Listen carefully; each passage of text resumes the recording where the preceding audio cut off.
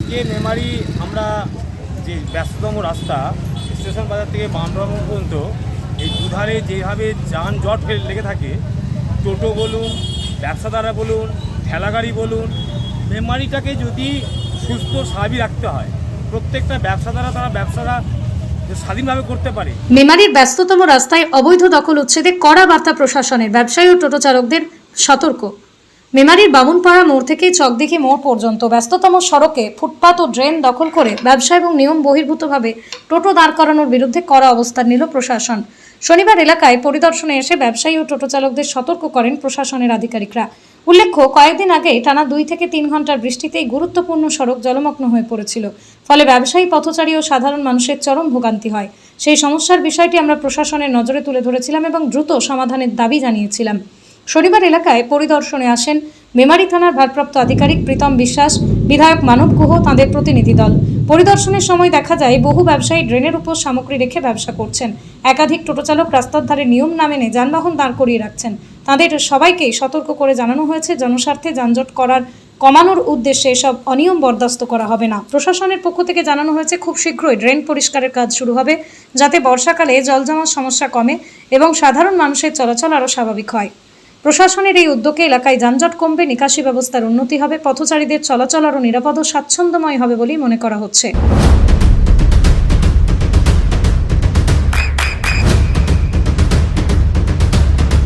বৃষ্টিতে স্বস্তি। বৃষ্টি অ্যাকোয়া, বিশুদ্ধ পানীয় জল এবং যানজট মুক্ত থাকে তারই একটা অভিযান চলছে। যারা ব্যবসা করছে কিন্তু তাদের ব্যবসা কেন্দ্র থেকে তাদের মালপত্র এগিয়ে নিয়ে চলে এসছে, সেই ব্যাপারটা দেখছেন? অবশ্যই না, আজকে ওই যে মাইকিং হয়েছে ভাঙা ভাঙা, না না না না এই মাইকিংয়ের সঙ্গে কোনো সম্পর্ক নয়। এটা সম্পূর্ণ আমরা শহরটাকে যানজট মুক্ত করার জন্য উদ্যোগ নিয়েছি। প্রশাসন রয়েছে, আমাদের মেমারি থানা প্রশাসন, একদিকে আমাদের পৌরসভা রয়েছে, আমাদের বিধায়ক এমএলএ সাহেব রয়েছেন মানব গুহ, এবং আমরা প্রত্যেকে যারা দায়িত্বপ্রাপ্ত কার্যকর্তা রয়েছে তারা প্রত্যেকেই এই সামিল হয়েছে। আপনি দেখতে পাবেন বামরাম মোড় থেকে স্টেশন বাজারে আসতে যদি খুব এমার্জেন্সি থাকে আপনার প্রায় আধ ঘন্টা লেগে যায় এখান থেকে বেরোতে। কেন এটা হবে? দীর্ঘ 15 বছর ধরে কোনো পরিকল্পনা করতে পারেনি তৃণমূল কংগ্রেস সরকার। তৃণমূল কংগ্রেসের এই পরিকল্পনাহীনের জন্য আজকে ড্রেনগুলো কী অবস্থা দেখুন। আমরা ড্রেনগুলো দেখতে বেরিয়েছি, প্রত্যেকটা ড্রেন আজকে তারা দখল করে রেখেছে, পরিষ্কার হয় না, জল জমে থাকে, নোংরা ফেলে, এবং যে সমস্ত আপনার ফলের পাতা আছে, আনারসের পাতা আছে, আমের পাতা আছে ইত্যাদি সমস্ত কিছু ওই ড্রেনের মধ্যে ফেলে যাচ্ছে, ফলে পরিষ্কার নেই। বৃষ্টির সময় এই রাস্তাটি সামান্য বৃষ্টিতে জলে ডুবে যায়। তাও আর কিছু কিছু দেখা যাচ্ছে যে দোকানদাররা ড্রেনের ওপরই তাদের কনস্ট্রাকশন বানিয়ে নিয়েছে বা মালপত্র রেখে দিচ্ছে। তা সেই বিষয়টি নিয়ে কী বলবেন? অবশ্যই তার ব্যবস্থা নিচ্ছে প্রশাসন। আমরা বেরিয়েছি, আজকে প্রশাসনকে সাথে নিয়ে আমরা বেরিয়েছি। এই যারা ড্রেনের উপরে ব্যবসা করছেন তাদেরকে প্রত্যেকে বলে গেলাম যে আপনাদের পেটের ভাত আমরা তো খেতে পারি না বা দেবও না, সেটা আমরা করতে পারবো না। তাই প্রত্যেকটা ভাইকে আমরা অনুরোধ করেছি যে আপনারা আপনাদের ব্যবসা করুন, কিন্তু ড্রেনটার ওপাশে। আর রাস্তার দুধারে যে এই জলের পাইপ লাইনের জন্য খোঁড়া হয়েছিল এখনও পর্যন্ত তার ঠিক হয়নি, সেটা নিয়ে কী বলবেন? সেটা আজকে এসডিও সাহেবের সঙ্গে এবং আমাদের উচ্চতর যে নেতৃত্ব রয়েছে, প্রশাসন রয়েছে এবং বিধায়ক আমাদের এমএলএ সাহেব আজকে গুরুত্বপূর্ণ আজকে আলোচনা করেছেন, এবং তা দ্রুত তাড়াতাড়ি সম্ভব হবে এবং পুজোর আগেই কমপ্লিট হয়ে যাবে। যেমন ব্যবসাদারের সাথে যে সমস্যার সৃষ্টি করছে ব্যবসাদাররা এগিয়েছে, তার সাথে পাশাপাশি টোটো যন্ত্র, এটা কি বলবেন? দেখুন, টোটো যন্ত্রণা কেন হবে না বলুন? প্রত্যেকটা বেকার ছেলে চাকরি পায়নি 15 বছরে। শিক্ষিত বেকাররা আজকে টোটো চালিয়ে খাচ্ছে, তো তাদেরকেও আমরা কিছু দোষ দিতে পারি না, কিন্তু তার একটা নির্দিষ্ট পরিকল্পনা থাকা দরকার। যেমন আমার বিধায়ক একটা পরিকল্পনা করেছেন যে 1 ওয়ে টোটো, এদিক দিয়ে যে টোটো আসবে সেই টোটো এদিক দিয়ে যেতে পারবে না, তাকে আমরা ঘুরিয়ে দেবো অন্য রাস্তা দিয়ে। এই একটা পরিকল্পনা চলছে, তাতে যানজটটা অনেকটা মুক্ত হবে, সেই পরিকল্পনা চলছে। আশা করি কিছুদিনের মধ্যেই আপনারা সহযোগিতা করুন। মেমারিবাসীকে আমরা আন্তরিকভাবে সহযোগিতার হাত বাড়াচ্ছি, আবেদন চাইছি যাতে আমরা সুষ্ঠু একটা মেমারি পরিষেবা দিতে পারি। নাম ও পরিচয়? আমার নাম বিশ্বজিৎ ঘোষ। পরিচয়? আমি কাটোয়া সাংগঠনিক জেলা কমিটির সদস্য।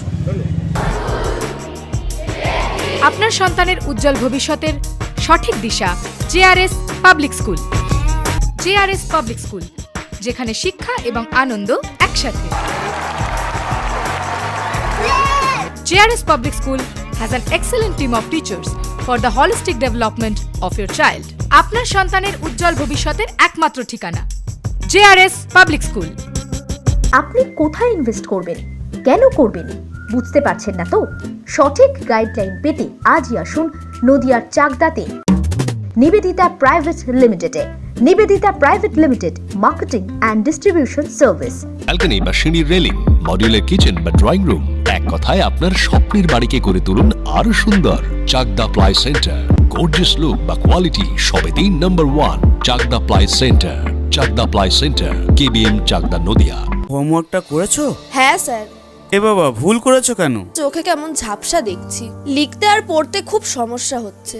চাকদার মডার্ন অপটিক্স থেকে ভালো চোখের ডাক্তার দেখিয়ে নাও। প্রতিদিন প্রকৃত চোখের ডাক্তার ও দৃষ্টি বিশেষজ্ঞ মডার্ন অপটিক্স চাকদহে। চাকদা অ্যালুমিনিয়াম সেন্টার, প্লাই, কাঁচ, laminates, kitchen fittings, door lock, window ও অ্যালুমিনিয়ামের খুচরো ও পাইকারি বিক্রেতা। Chakda aluminium centre, Purbalalpur 50 number রেলগেটের পাশে, চাকদা, নদিয়া। নদিয়া জেলার সবথেকে বড় বিল্ডার্স চাকদার মা মনসা বিল্ডার্স, রড ও সিমেন্টের পাইকারি ও খুচরো বিক্রেতা।